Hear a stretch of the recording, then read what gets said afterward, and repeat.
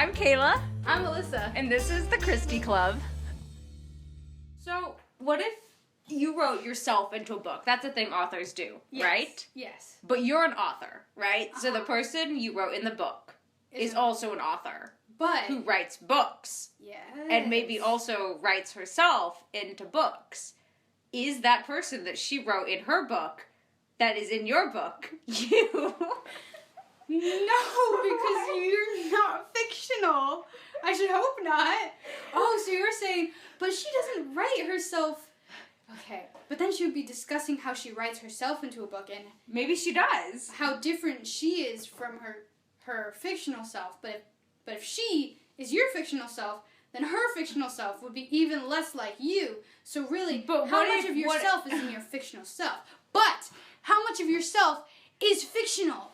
Because the true self of yourself is only, sometimes, to some people, only a fraction of your true self. It depends on how much you show. And that's always what suspects, or at least murderers, tend to do. They decide what they show of themselves. Yeah, I understood about half of that. Okay. But I think that's somewhat relevant to the book we just read. Yeah, you're right! And we just read the first 8 chapters of the book, Cards on the Table, by Agatha Christie.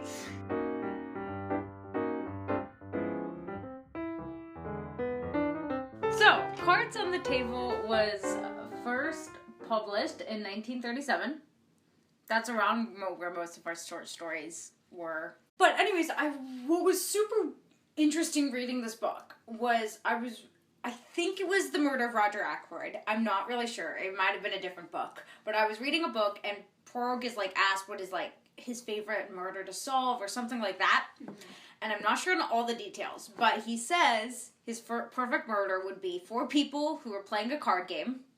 And while they're playing, they each get up at a different point in time and then come back for playing. And then somebody gets murdered, and he has to figure out who it is. But the biggest point is that it could equally be each 4 people. They all had the opportunity to murder him, and it's all about psychology or something. Mm-hmm.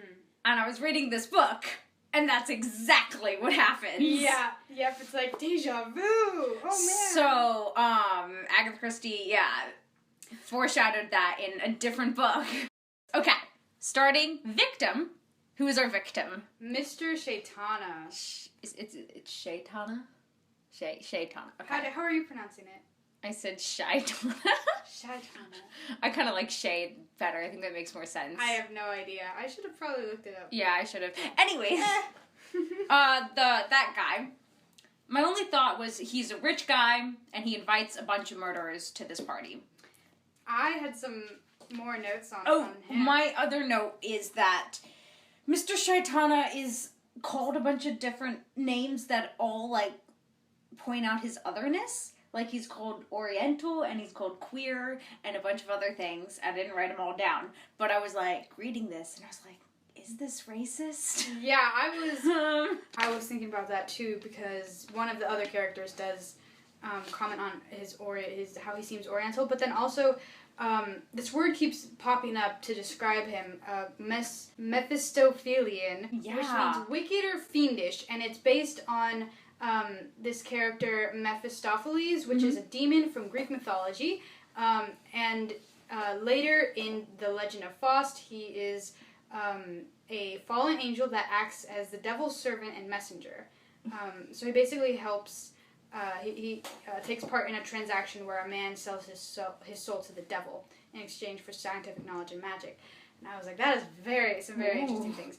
And it kind of fits Mr. Shaitana just in that he's... messing around with murderers. He's very kind of...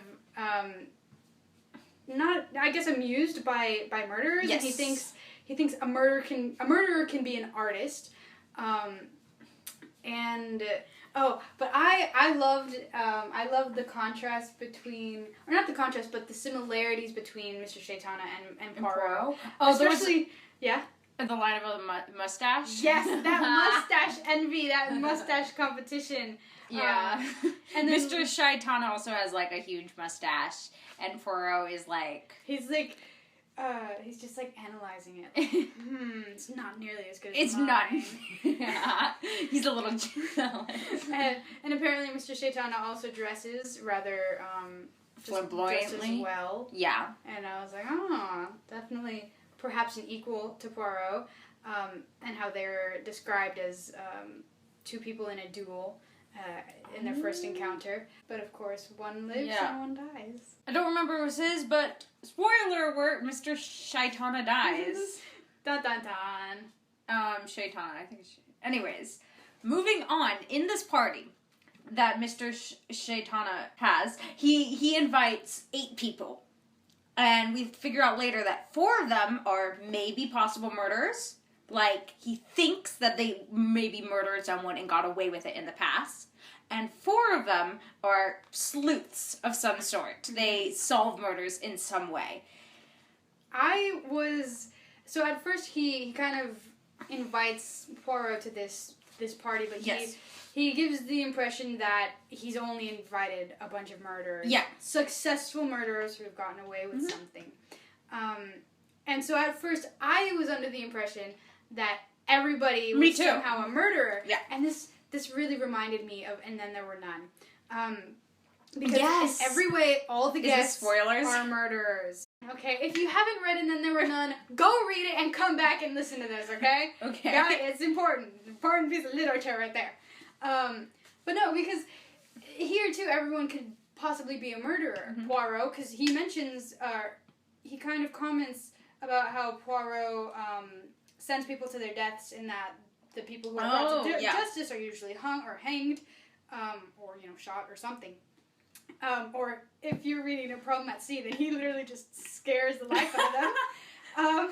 And then you have Mrs. Oliver, who kind of commits fictional murder. She kills her characters. Sure. Yeah, and then, I don't know, everyone else, except for several of them. And we also have 2 other sleuths, Superintendent Superintendent Battle. I love it! The wooden-faced man. It's so funny. He in my head is such a cartoon. He's literally he's not even a man, he's like a square. Nice. And he's just boxing around. He's like a machine, or the term. I haven't even watched that movie, but That's just his name just gives off. Yeah, like Looney Tunes. Very intense vibes. And then we have Colonel Race. I was interested in him, and you could hear the undertones of imperialist commentary, from which him. Also reminded me of And Then There Were None, because he has this. I was like, I'm pretty sure Colonel Race is racist. I'm just calling it right now. Yep. So I was like, he's a murderer. He murdered some people for sure. But he is not. He's a sleuth. Yeah, which surprised me, and I was like, well, because he does Secret Service stuff. But then later, Poirot says, well, maybe Mr. Shaitana was wrong. Maybe there were only 3 murderers, or maybe he mistook one murderer. And I was like, maybe he just swapped a murderer. And one of them is it, and Colonel Race. I think we want Colonel Race to be the murderer because but I don't think he is. I think the system that she's put out there with 4 sleuths and 4 murders, I think that's true. Not that all the murderers are murderers. Maybe not. I think they probably are. But I do think we can trust that all the sleuths did not murder Mr. Shaitana. Yes, no. They all had alibis, too. Oh, they did. You did. We know that. So, but anyways, I don't really like Colonel Race. Me neither. Just from his name, I was like, But the reason he's probably racist is because he has worked in the Secret Service, but especially in, a bunch of foreign countries, in the British Empire, in the colonies, and it's yeah. So, we have 4 sleuths, right? We have our favorite, Poirot. Yep. How is he in this book? I think, I don't know. It's going to be a fun one for him because it's a very Poirot style mystery in that it's a lot thinking about psychology. I don't know. Yeah, it's a lot of psychological deductions rather than just follow the footprints. And And Superintendent Battle, he seems fine, kind of intense. Yeah. Colonel Race, we don't actually get a lot out of him. No, we don't. His character. And now we're beating around the bush. Are we ready? The character we're going to talk about. Yeah, do you want to go first? You go first. No. Oh, okay. Well, in this book, we have the honor to meet Mrs. Oliver, who is Agatha Christie's fictional alter ego. Yeah. She is described as a hot-headed feminist. I know. And she always messes around with her hairstyle. And this time she's trying out a fringe. And it's not going so well because she keeps forgetting how to work the fringe. So this... So that description kind of confirms our feminist interpretations, which made me feel very validated. You also kind of... I knew for sure she was like an Agatha Christie insert into her own book when she said that she wrote a book called Body in the Library, and I was like, that's a Miss Marple book. I read that book. So that was kind of fun. Yes. Oh, and I also love... Oh, and she's also she writes books. She's a mystery novel, just like Agatha, and she has a Finnish detective instead of a Belgian detective. I was interested in what she had to say at the very last part of, like, chapter 8, where she was saying, like, I shouldn't have made him a Finn. Everyone from Finland is, like, mailing me. They're correcting me on what he would say or how he would behave. And she's like, I should have just chosen someone from Bulgaria or something. Somewhere where they don't read, so they won't read my book, so there won't be anything for me to improve on. Nothing for me to check the accuracy of. And I thought that was interesting. Yeah, do you think that Agatha got letters about Poirot being like, this is not really how Poirot would be if he was? Maybe, yeah. There seems to be a lot that definitely, like, kind of blends into Agatha Christie's own experience when it comes to Mrs. Oliver's dialogue. Yeah, and so since she's in the book, it kind of makes the entire book really meta. Yeah.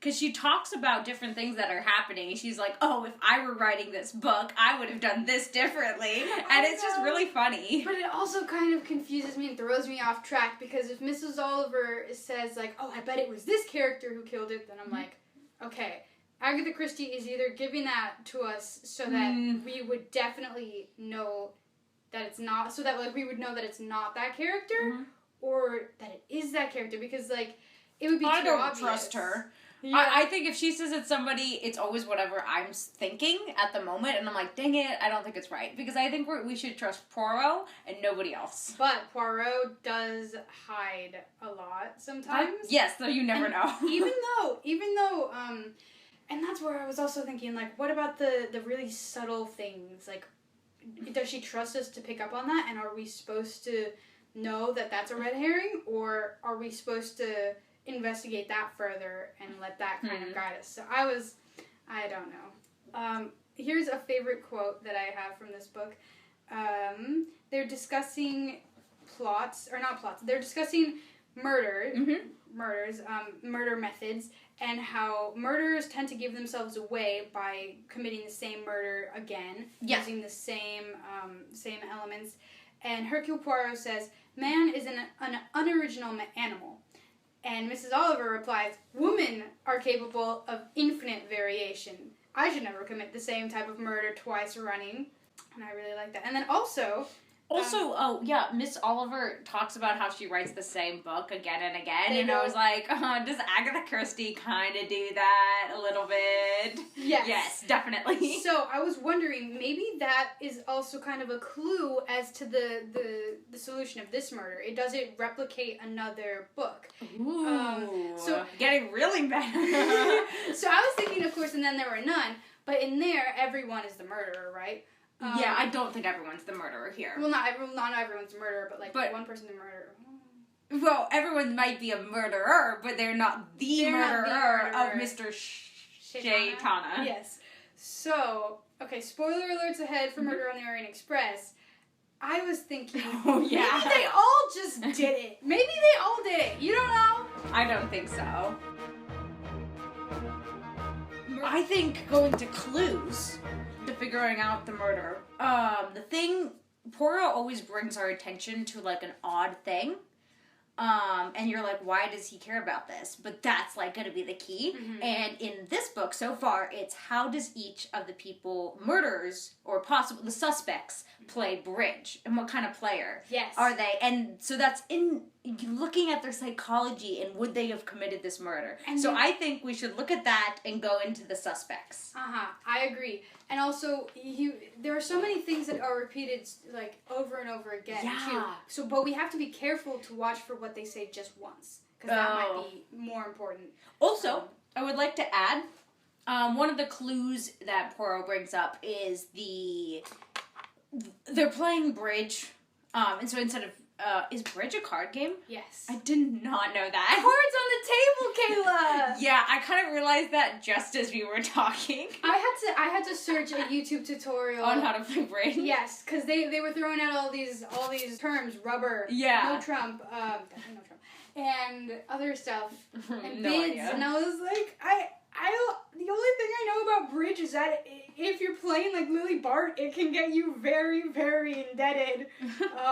That's just a House of Mirth reference. Yes. When I looked up how to play bridge, I discovered that what the dummy was the person who gets up and goes and walks around or like just doesn't play in that round. And you become the dummy if your partner wins. If because you're playing in pairs, and if you're part of the winning pair, but your partner was technically the one who got the right bid, then you're the dummy. So they basically have to be with the winning person, which in this case was always Mrs. Lorimer. So it's at some point Mrs. Lorimer's partner that tries to, and I was thinking like maybe they had to be very deliberate in making sure that they themselves wouldn't win. So I was looking at their behavior. So they would have an excuse to get up and murder Mr. Shaitana. So we have 4 suspects. There is Dr. Roberts. He is a doctor. Yes. And how does he play bridge? He overbids. Yes. But it works out for him most of the time. Yeah. Anyways, that's what we know about Mr. Roberts. There's Miss Lorimer. She's an older woman, and she's really good at playing bridge. Yes, excellent player. We also have Miss Meredith, who is a young woman. And she's a very careful bridge player. Yeah. She plays it safe. She doesn't make mistakes. But she, according to, I believe, Dr. Roberts, isn't brilliant. At least not enough to win herself. And then we have Major Despard, who is just a good sound player. Yep. And he cancels out stuff as he goes. I don't know what that means. I don't know what that meant either.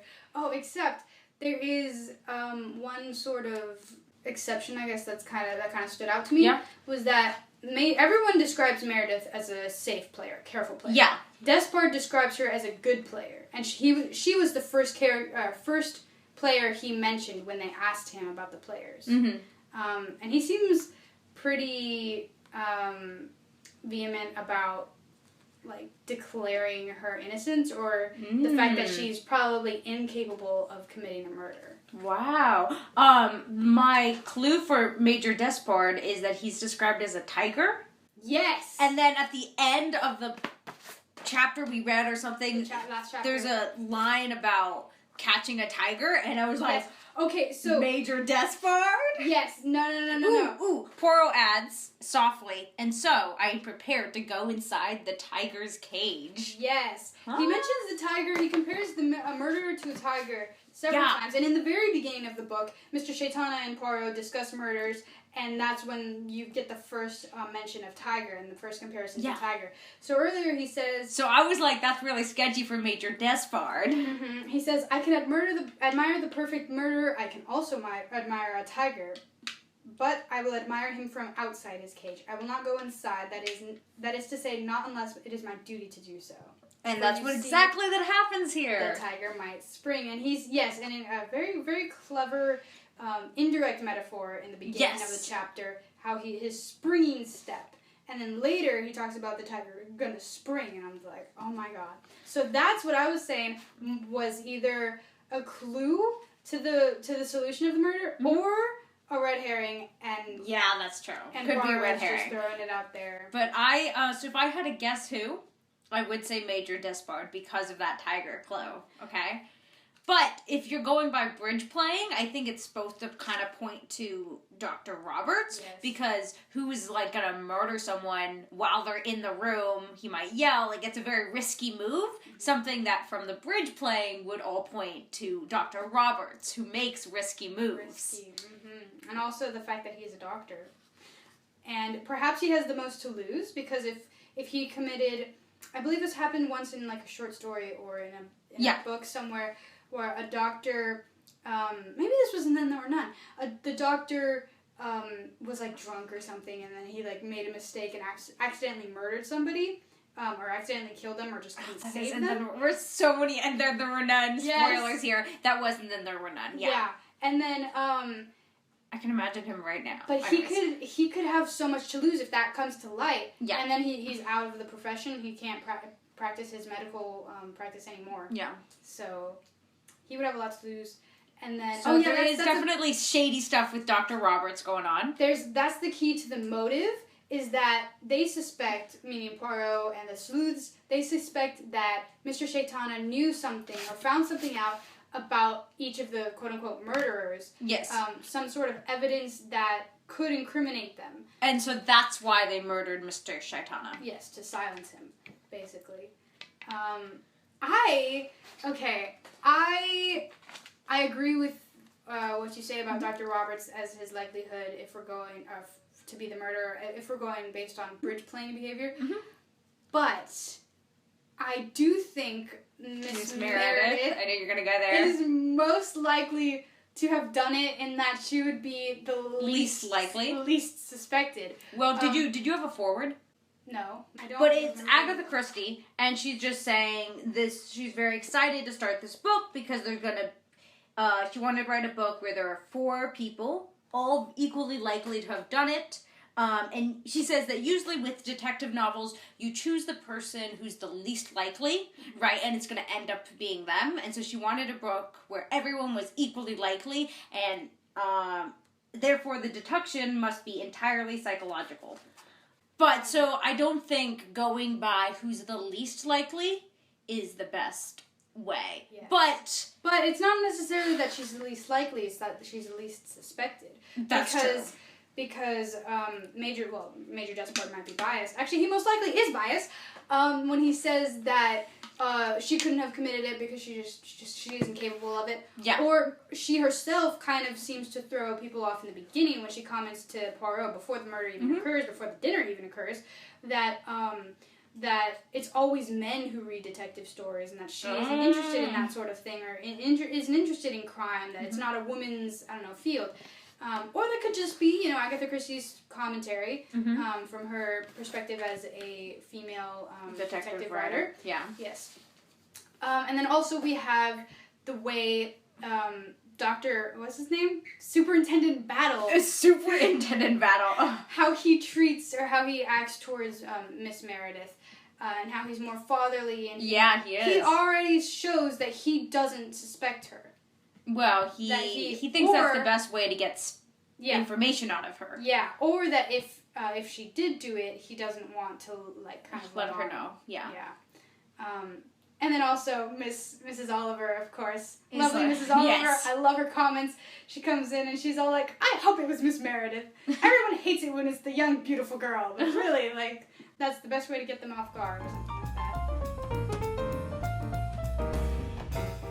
I do like that in terms of possible murderers, it's half girls, half guys, and you have Miss Meredith, who's younger, Miss Lorimer, who's older, so you have different ages, and they all feel very distinct, and yeah.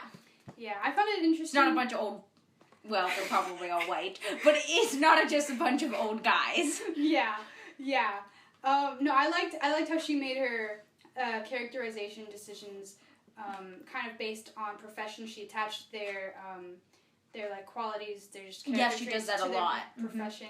And it kind of, I don't know, it's really easy to believe. It kind of makes it hard to picture them as young people without those professions. What were they like when they were kids? They couldn't have just always had the eye of a police detective or something like that. Or anyway, I thought that was funny.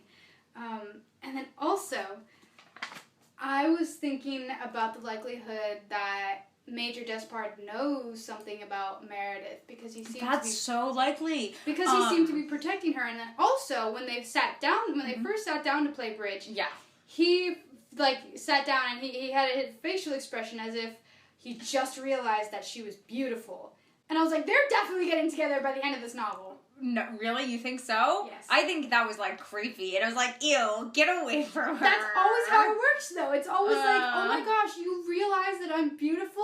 Sure, I'll marry you. That's how they always act. I really don't want her to marry Major Despard. Unless it's Hastings, because they can smell his creepness from like a mile away. They're like, yeah, maybe next time, buddy. Because I was imagining that was Major Despard. I don't know. He was kind of creepy. Really? In my brain. There's a section in the book, you were pointing out in a different short story that Agatha Christie was showing off all she knows about poisons, and this happens again in this book, where she's just like, people don't use as interesting poisons these days, and they have a whole poison talk. Yes, I thought it's very fun. Adorable. Oh, I found it interesting that Poirot points out, and deduces that Miss Meredith has, quote, a naturally economical turn of mind. Yeah. And that she probably has, quote, the habit of poverty, even though she is expensively dressed. And I didn't know what to make of that at all. Except... Maybe they'll come in. Yeah, I had absolutely no idea what that was about. Okay, if you had to choose one of the four suspects, who would you choose? I'm going with Major Despard. You. Maybe she murdered some old relative and get money? Yeah, for the inheritance, and now she's like, dressed. Maybe that was it. Yeah. So actually, how we're gonna supposedly figure out the murder is that they're gonna commit the same murder twice, like you were saying. So I think in the next couple books we'll be like trying to figure out what murders these people may have committed in the past, and if any of them could be similar to the one we just saw. Unless they reach Mrs. Oliver's standard for women's imagination, and they decide deliberately to use a different form of murder. In that case, I think they won't. I think because I trust Poirot over Miss Oliver. I think Miss Oliver is a super fun character, but I think she's gonna throw out tons of red herrings and stuff. Yes. And I think to figure out the murder, you have to focus on the clues that Poirot focuses on. I think he can be just as misleading as really sometimes. Yes, I don't know. I think I might place my bets on Miss Meredith, or I think so. Miss Meredith. Ooh, okay. But we can see. I will say there hasn't really been that much for Miss I can't say her name. Mrs. Lorimer. She never got up. Oh, she got up once, I believe, to poke the fire. She did get up. And she talked to Mr. Shaitana. But nobody knows if he responded. Yeah, so I don't know. If we're going for the person who's the least likely, I think in this moment the least suspicion is put on her. That's true. But Agatha Christie also does this thing where she'll put most of her suspicion on this one person, and then they're like, oh wait, it's not them. And then we look at everybody else, and then we go, wait, it was them. It's like a switcheroo thing. That's exactly. So I feel like maybe it is Dr. Roberts, because he feels like maybe one of the most suspicious people here. Mm-hmm. True. Or again, it might be a Murder on the Orient Express. I don't think they all did it. Maybe he did it himself. I doubt that. I don't think that's either. I feel like he would have had a much. He would have. And I don't think it was one of the sleuths either. So I really think it was one of them. Yes. Well, I guess we just have to read on to find out. Oh, my only last note is that a lot of her characters can be. I think a pro about a murder mystery is that you can have characters who are not nice people, but it's like showing that but not endorsing it, right? Because obviously they're murderers. I'm sure Agatha Christie is definitely not great, but there's a lot of stuff that is it's easier to read because she uses it's not those sorts of remarks in order to characterize people. Mm-hmm. And signal to the reader that they're bad people. Yeah, and at the same time, condemning that behavior. Well, she doesn't always I don't think she always condemns that behavior, but I think there's a lot, it's easier, there's a lot of characters that do things, and that's just characterizing the person, but not Agatha herself. It's also how liberally she uses that to characterize, which can make it pretty uncomfortable and also... Oh yeah, why hasn't someone tried to murder Poirot yet? I'm just wondering. That's true, though. It's hot on your tail, he's probably gonna, like, that's what happens with Sherlock Holmes. He's like, I'm running for my life now. But nobody ever tries to murder him? No, nobody tries to ever get Poirot. They're like, he's old, he's retired, he'll die soon. He never does. Well, there is everybody underestimates him because he's a foreigner and he's kind of a funny-looking man and he's an old man and he's retired and all this stuff and he doesn't ask the right questions and stuff. So I feel like he uses that to his advantage. Yes. Anyway, I'm excited to see the results of this book, or at least for the next several chapters. We shall read on! Thank you for joining us as we read the first 8 chapters of the novel Cards on the Table. Join us next time on the Christie Club.